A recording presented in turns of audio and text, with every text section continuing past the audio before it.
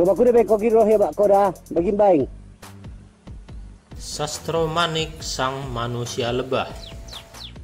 Begitulah julukan para netizen beberapa bulan lalu terhadap pelajar di salah satu SMK Pak-Pak Barat ini.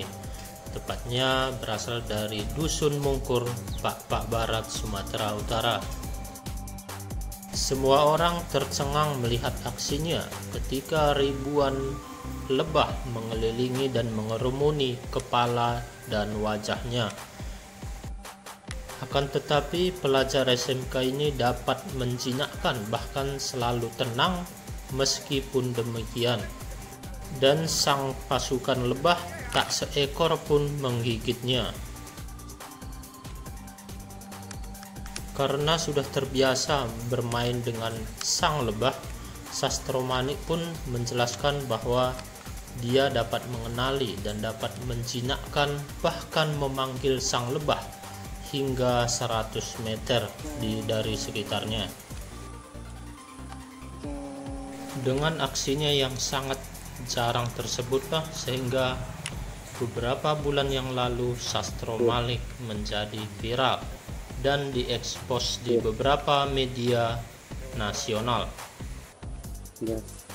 dan menjadi perhatian untuk kita semua bahwa aksi ini merupakan aksi yang berbahaya, hanya bisa dilakukan oleh yang sudah pakar dalam bidangnya. Jangan ditiru bro. Oke, gue masuk ke mobil kas.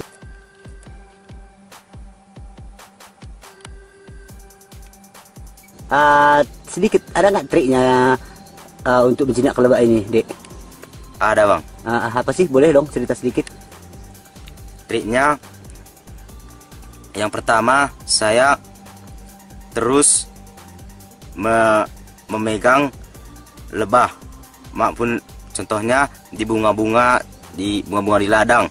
Yang kedua, memegang lebah ini saya menggunakan trik suara lebah pemanggil, dengan suaranya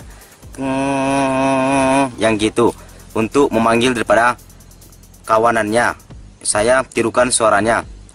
Kemudian yang trik ketiga, saya setiap menjinakkan lebah agar jinak sama saya, yaitu dengan perasaan tidak tegang.